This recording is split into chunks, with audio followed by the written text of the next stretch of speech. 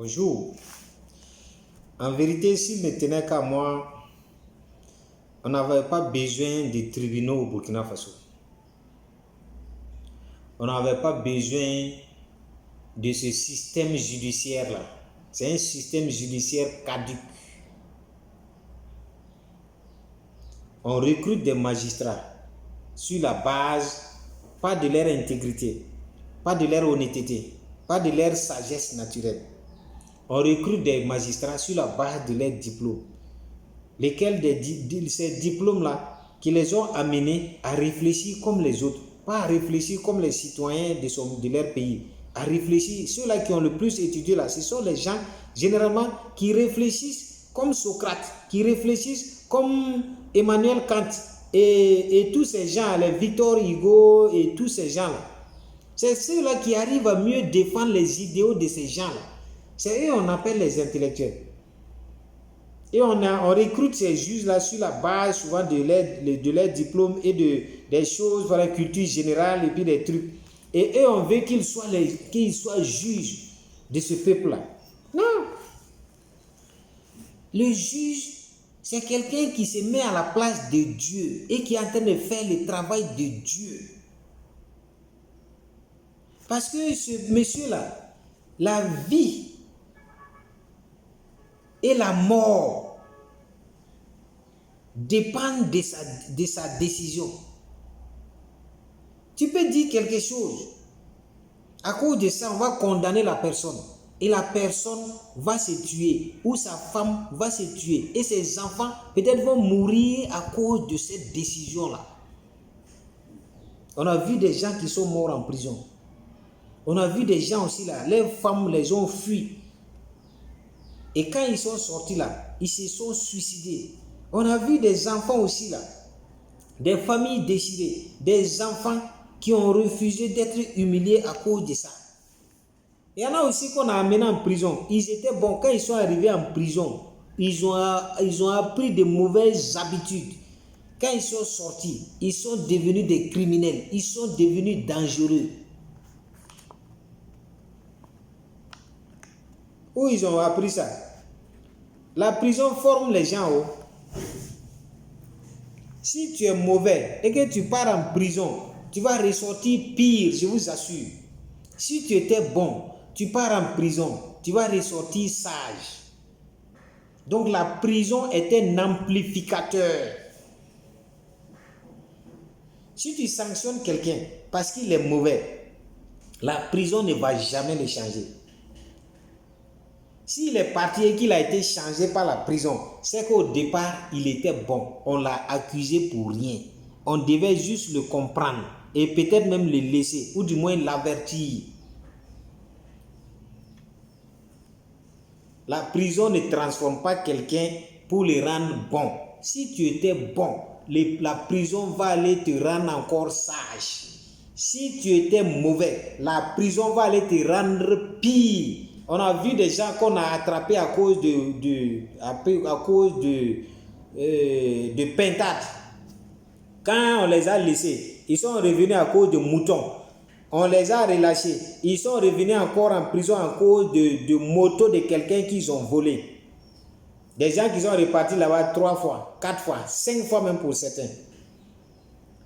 Et ceux-là qui sont partis, qui sont ressortis sages là, comme les Nelson Mandela, ils sont devenus plus sages et ils sont devenus présidents, des présidents les plus influents de leur temps. Les Martin Luther King qu'on a emprisonnés et ils sont sortis, ils sont devenus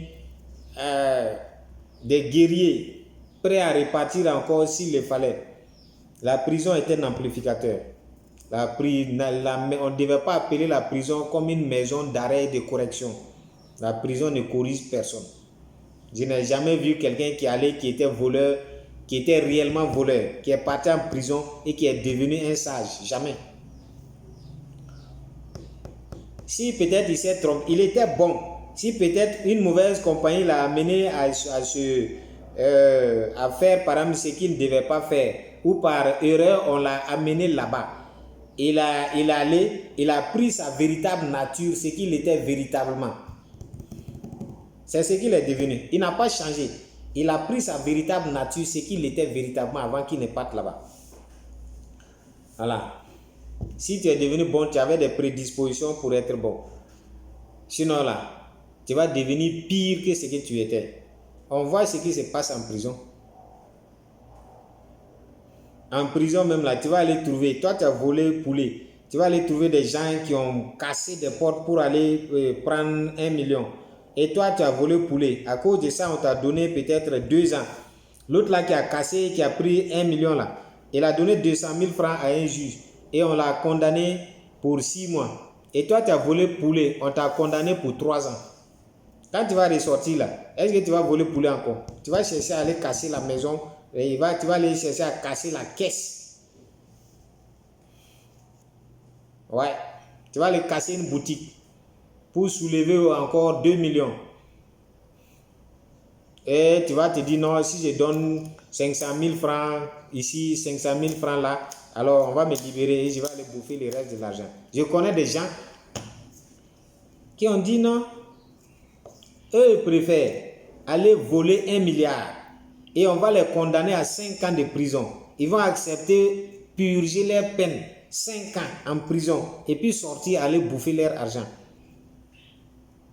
Et ils préfèrent ça. Mais quand le niveau de compréhension des gens, le niveau moral des gens arrive à ce niveau-là, est-ce qu'ils écoutent les conseils? Est-ce qu'ils écoutent les conseils de quelqu'un? Ils n'écoutent pas les conseils de quelqu'un. Imaginez, lui, il est ton grand frère, ou bien lui, il est ton papa. Quel conseil il va te donner? Nous, on était dans un quartier de Bobo ici. Et j'étais avec un groupe de gens. Parce qu'on était à l'école et on a quitté au village et on vivait avec des gens. On a pris une maison et ensemble, en groupe, on vivait là-bas. Il y a une dame qui passait tous les jours avec Yamaha Dam. En son temps, ça coûtait plus de 1 million. Et le monsieur là appréciait vraiment la richesse de ces gens-là. Et il a dit que son mari a détourné plusieurs millions.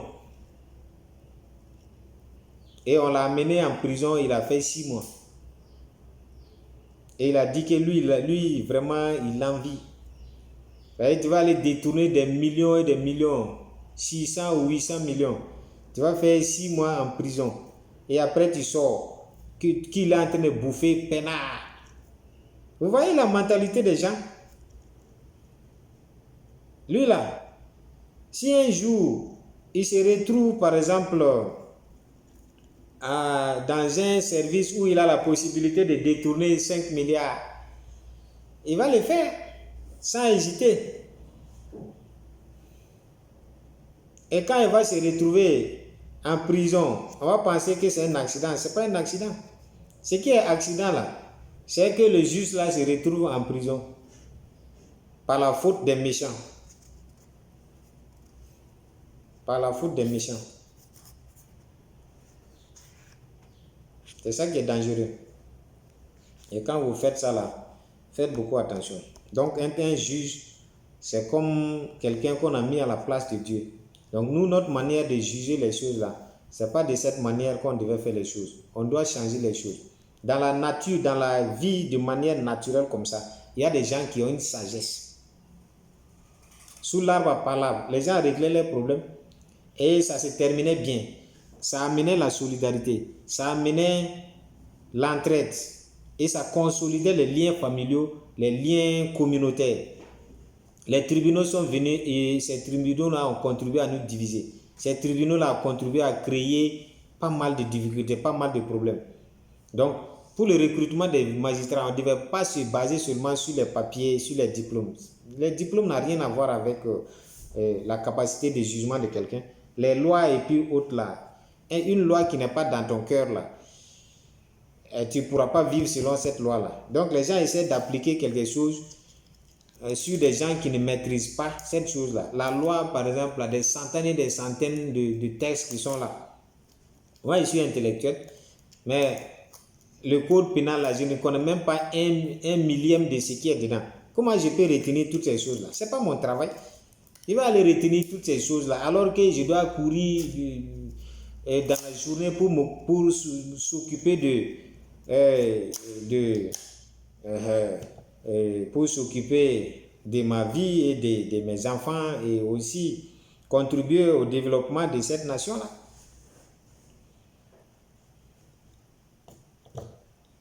Ces lois qu'on doit graver dans le cœur là, c'est pas beaucoup.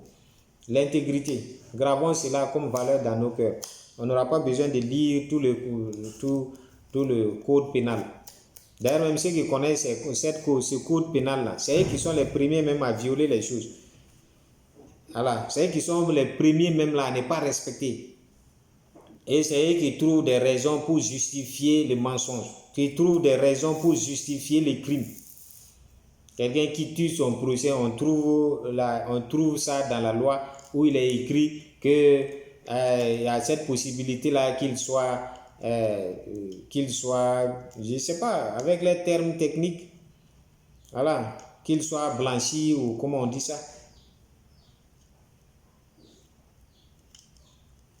Voilà, c'est ça le problème. Voilà, donc c'est pour dire en réalité que nous devons aussi recruter des gens en fonction de leur sagesse, en fonction de leur capacité de jugement. La sagesse ne vient pas de l'école. Là, je suis désolé. La sagesse, souvent, elle est naturelle. Et elle permet aux gens, souvent dotés de cette sagesse-là, de pouvoir donner des jugements vraiment qui sont des jugements inattendus, quoi. Des jugements vraiment justes. Voilà. Donc ces gens-là, souvent même, tu vas trouver un vieux au village ou un jeune même au village là. Les gens le prennent comme référence. S'il y a un truc, on va vers lui parce qu'il va dire la justice de la bonne manière. Alors celui qui a fait mal là, il y aura une leçon de morale qui va faire sortir, qui va permettre que le coupable là prenne, en tout cas, soit touché d'une certaine manière et qu'il soit prêt à ne plus faire ça. Et que celui-là aussi qui a eu raison là, il va lui trouver une phrase, une manière de parler qui va le rassurer. Et faire en sorte qu'au finish là, que ça ne soit pas la guerre entre eux, mais que ça soit par exemple là, une compréhension qui leur permet de vivre ensemble. C'est de ça que nous avons besoin. Et c'est ça qui est la justice. Voilà.